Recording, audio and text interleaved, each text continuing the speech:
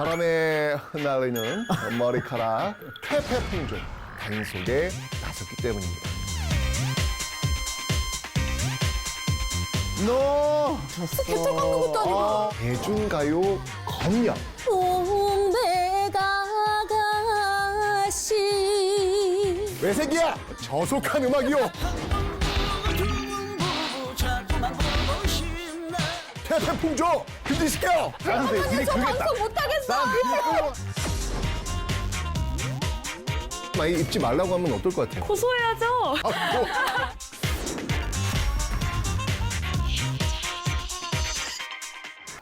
우리나라에서 이 미니스커트가 금기 시대였던 시대는요, 1960년대에서 70년대였습니다.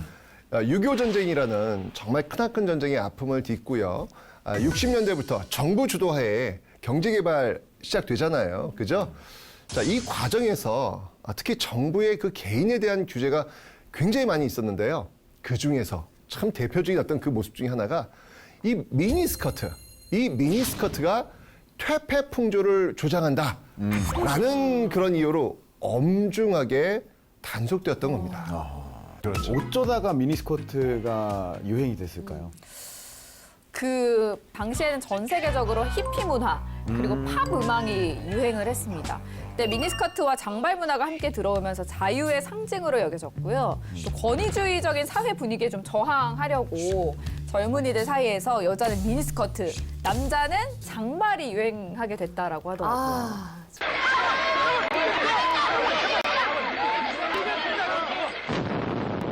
이 땅에 미니스커트 1호가 나타났을 때 와, 진짜 짧다. 아니었을까? 와, 계란빵! 실제예요? 미쳤어! 빵! 어머, 이 영상은 처음 봤어요. 근데 요즘 시선에서 봐도 너무 짧아 보이는데 어이, 꼰대! 근데 그래도 저렇게까지 놀랄 일인가요? 아니, 저게? 진짜 짧다. 계란 던지고 막. 그게 누구예요? 자, 여러분, 영상 속 주인공이 누구냐? 당대 최고의 인기 가수! 큰별쌤 최태성이 너무나도 좋아했던 가수! 윤복희 씨입니다. 윤복희 씨. 이 미니스커트를 처음으로 입고 나오면서 정말 이 사회적으로 아주 큰 파장을 불러일으켰습니다. 자, 이렇게 여성들의 패션이 점점 짧아지는 쪽으로 갔다면 남성들의 패션은 그 반대였습니다. 바로 이 영상 때문입니다. Congratulations and celebrations when I tell everyone that you're in love with me. 프레프레처. Congratulations and jubilations. 아, 노래 좋아. 잘 보세요. 힌트가 오지 않습니까? 머리. 자, 당시 영국의 유명 팝 가수 클리프 리차드가요, 1969년 내한 공연을 했는데요. 그 이후로요, 남성들 사이에서 이 클리프 리차드 따라하기. 네, 바로 이 장발이 유행하기 시작합니다. 바로 60년대, 70년대는요, 정부가 사회의 윤리와 질서를 저해하는 모든 행위를 대상으로 퇴폐풍조, 단속에 나섰기 때문입니다. 1970년부터 이 매년 주기적으로 이 머리 모양과 복장을 단속하다가요, 1973년에는요, 경범죄 처벌법 만들어가, 네, 대대적인 단속마저 실시합니다. 진짜. 남잔지 여잔지 구별할 수 없을 만큼 남잔지 머리를 여잔지다. 길게 늘어뜨린 청년들. 멘트 들어보세요. 자신은 멋으로 알고 기르는지 모르지만은 장발은 위생에도 좋지 않고 보기에도 흉합니다. 남이 기른다고 덩달아 기르고 그 지저분한 모양이 과연 멋있게 보인다고 생각한다면 큰 잘못입니다. 치안당국은 머리를 깎아주고 응하지 않을 때는 즉결 재판에 넘기고 있습니다. 미쳤어. 개털 깎는 것도 아니고. 왜 그래. 그러니까 막 자르네. 그러니까 보니까 혹시 기준이 있었어요? 막 몇 센치까지 장발이다 뭐 이런 거? 장발족 단속 기준은요, 머리카락이 귀를 덮거나 이 뒷머리카락이 옷깃을 덮는 머리, 이거 안 됩니다. 네, 이에 어긋나면요, 이렇게 대부분 경찰서로 연행되어서 머리를 깎겠다라는 각서를 쓰거나 또는 군의 이발관에서 머리를 깎은 뒤에야 풀려났습니다. 머리 깎지 않고 버틴다? 네, 그럼 직결 재판에 넘어갑니다. 아니 뭐 근데 막 그렇게 막 정부에서 하지 말라 막 법까지 제정하고 이러면은 솔직히 막 더 하고 싶잖아요. 그래서 이렇게 단속하는 게 실제로 효과가 있었어요? 맞습니다. 어느 시대나 젊은이들의 그 자유로움은 막을 수 없죠. 그쵸. 실제로 이런 정부의 조치는요, 그렇게 효과를 거두지는 못합니다. 1980년 정부는요, 이러한 단속이 잘못되었다라는 걸 시인합니다. 그리고 내무부 장관이 단속 중지를 지시했죠.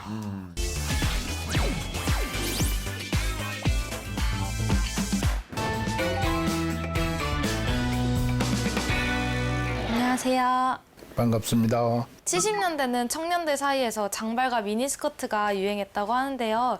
당시에는 이러한 청년 문화를 어떻게 바라보았는지 궁금해요.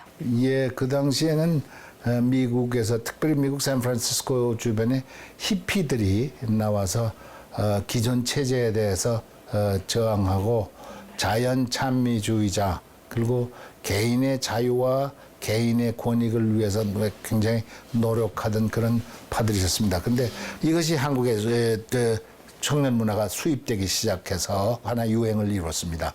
그래서 그러나 사람들은 이거 수입된 덜 익은 문화 행태가 수입된 게 아니냐, 저항 문화가 수입된 것이 아닌가. 그래서 한국에서는 기본적으로 단속 대상으로 생각했습니다. 그러니까 국회에서도 대체로 분위기는 그런 분위기였습니다.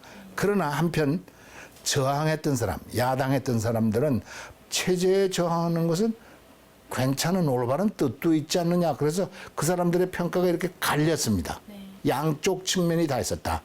잘못된 일찍 도입된 문화를 모방하는 측면에 대해서는 저항하고, 그러나 장기 집권 옳지 않은 민주주의를 잘못되게 끌고 가는 정권이나 기존 체제에 대해서 저항하는 것은 옳게 좋게 평가되고, 이런 양면성이 있었다 이렇게 생각이 됩니다. 근데 당시에는 사실 우리가 방금 만난 그 미니스커트나 장발 이외에도 더 많은 규제가 있다고 들었거든요. 맞습니다. 자, 그것은요, 속기록 키워드를 통해서 한번 알아보도록 하겠습니다. 두둔두둔. 저속한 음악. 저속 의상뿐만 아니라 저속한 음악. 음반? 그 음악 관련 거 아니에요? 그때는 국가가 허락하지 않았던 음악이 있었던 거죠. 맞네요. 과거에는요, 대중음악은 연애와 유흥의 도구에 불과하다. 그래서 국민과 마찬가지로 관리해야 할 대상. 이런 인식이 있었거든요. 근데 사실 지금도 음반을 내거나 공연을 할 때 심의를 받기는 하거든요. 근데 당시는 좀 다른 기준을 적용해서 좀 더 엄격하게 규제가 이루어진 것 같긴 해요. 우선 지금 나이 씨가 이야기하신 것처럼 음악에 대한 심의가 언제부터 어떻게 이루어졌는지 좀 살펴볼 필요가 있을 것 같습니다. 자, 우리나라는요, 정부 수립 이후 이 국민 정서를 해치는 가요를 바로 잡고 건전 가요를 보급해야 된다라는 이 명분을 앞세우면서 1962년 한국방송윤리위원회를 구성합니다. 그 다음에는요, 우리나라 최초의 방송법이 만들어지면서 대중가요 검열, 이 검열이 광범위하게 이루어지게 됩니다. 그런데요, 이 1970년대에는 뭐 이거보다 더 심해집니다. 70년대에는 여러분들 정치적으로 어떤 시대라고 우리가 배웠죠? 유신 시대잖아요. 우리나라 그 가요심의 역사에서 가장 그 부끄러운 시기가 아마 이 시기가 아닐까라는 생각이 드는데, 유신 시절이었던 이 1975년 정부는요, 공연 활동의 정화 대책, 정화가 뭔지 아시죠? 깨끗하게. 깨끗 청소하겠다는 얘기죠. 이 대책을 발표하면서 무려 아까 몇 곡이었죠? 108곡. 108곡 더블입니다. 무려 222곡을 금지곡으로 선정하고. 너무 많아. 자, 해당 금지 가요는 방송은 물론이고요, 어떤 형태의 공연이라든지 음반 판매 등도 일절 금지됩니다. 지금도 유행은 MZ 세대 젊은 청년들을 중심으로 퍼지게 되어 있습니다. 이때도 역시 마찬가지였거든요.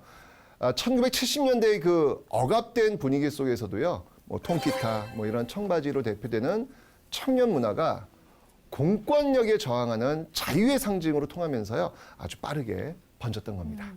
그래도 이 정도로 엄격하게 규제를 하려면 나름의 이런 공식적인 이유가 있었을 것 같은데 국가에서 내세운 금지곡의 기준이 어떻게 돼요? 금지곡 기준. 네. 자, 금지곡 선정 기준으로는요. 창법 미숙, 퇴폐풍조 조장, 불신풍조 조장.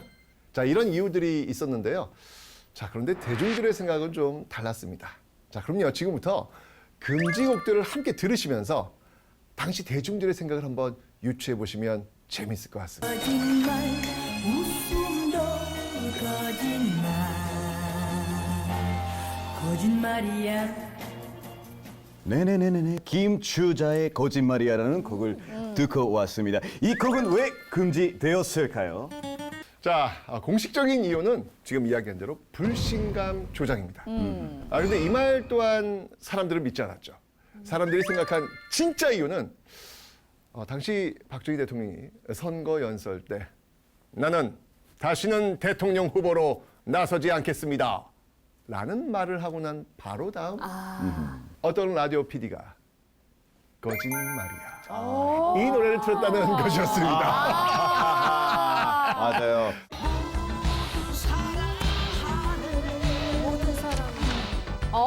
자, 이 노래 알죠. 이 노래 아시죠? 민. 맞습니다. 이게 왜? 사람들이 너무 따라한다는 거였죠. 실제로 이 가사가 수도 없이 패러디 됩니다. 네. 한 번 하고 두 번 하고 자꾸만 하고 싶네. 이건 어떻게 또 패러디가 된 거죠? 자, 이 표현 여러분들 이게 어떤 내용이냐면요. 대중들은 이 표현이 박정희 대통령의 장기 집권을 풍자한다. 자, 이런 이유로 금지곡이 되지 않았나? 이렇게 생각한 거죠. 자, 여기 지금 보시면 알겠지만 이미지를 지금 나오고 있습니다. 지금 그죠? 자, 당시에도 이 비슷한 반응들이 있었습니다. 자, 이렇게요. 70년대에는요. 대중가요를 엄격히 통제했는데요. 자, 이런 탑3 이외에도요. 송창식의 고래사냥, 김민기의 아침 이슬, 그리고 한대수의 물 좀 주소, 이런 노래들도 금지곡으로 선정되었습니다. 이런 일들이 있었군요. 네. 대중가요에 대한 검열도 광범위하게 진행됐다고 알고 있는데요. 그 금지곡을 선정하는 이유 같은 게 있을까요? 이에 1967년에 음반에 관한 법률을 만들어서 이 법률에 의해서 사전 심의를 할 수 있게 되었고 노래 대중가에 대해서 대중 사전 심의에서 금지곡을 만들었습니다.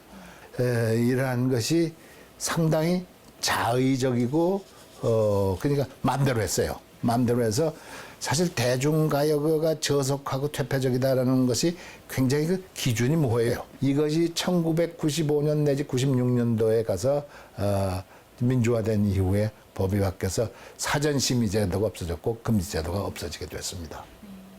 근데 저는 또 궁금한 게 그러면 이것도 듣지 마, 저것도 듣지 마 하면은 그 당시 사람들은 무슨 노래를 들었어요? 바로 뭐 건전가요. 건전가 같은 뭐야? 드라이 건전?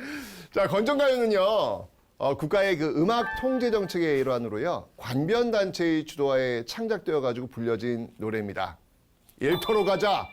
저축의 노래. 잘 살아보세. 사회적 교육과 그 학습의 성격을 담은 특정 노래들이 건전가요라는 이름으로 창작 보급됨으로써 이 국민에 대한 노래 통제의 역할을 해왔던 것이죠. 정말 참 지금은 상상도 할 수 없는 그런 모습인 것 같은데 그런 것 같아요. 그러니까 지금은 우리 다양성의 시대잖아요. 근데 이 당시는 경제 개발이나 뭐 이런 것들 속에서 획일화돼야 되는 하나로 뭉쳐야 되는 어떤 그런 어떤 시대 분위기를 굉장히 강요하고 있었기 때문에 이런 어떤 문화에서도 이런 게 나온 게 아닐까라는 생각이 듭니다. 자, 결국 이제 이런 어떤 분위기 속에서요, 민주화는 진행이 됩니다. 네, 그러면서 이렇게 수많은 금지곡들 역시 차례로 해금되기 시작을 하는데요. 자, 항상 뭔가 사회 시스템을 바꾸려면 누가 움직여야 되죠? 그렇죠. 국회가 움직여야 되죠. 맞습니다. 자, 그래서 국회가 나섭니다. 자, 어떻게 나오는지 우리 예원 씨가 한번 읽어주시죠. 공연법의 개정은 공연예술의 자율성을 높이기 위해서 연극, 무용대본의 사전 심의 제도를 폐지하고 공연윤리위원회 심의 기준 등을 합리적으로 재조정하는 방향에서 개정을 하고자 하며 이와 함께 법 체계와 적용 대상이 유사한 영화법, 음반에 관한 법률, 공연법을 공연예술 등에 관한 법률로 통합하는 문제도 함께 검토를 추진할 방침임을 밝혀두고자 합니다. 자, 60년 만에 사전심의 철폐는요, 대중음악의 다양성을 확보하는 계기가 되었습니다. 그거 바로 이제 요즘에 있는 케이팝의 시작이 되지 않았을까 싶네요. 그러면. 맞습니다. 이후 80년대에는 민주화 바람과 함께 국회에서도 금기를 깨기 위한 다양한 노력을 한 것으로 알고 있는데요. 앞으로 국민의 자유와 개인의 인권 보호를 위해 국회의 역할은 무엇이라고 생각하세요?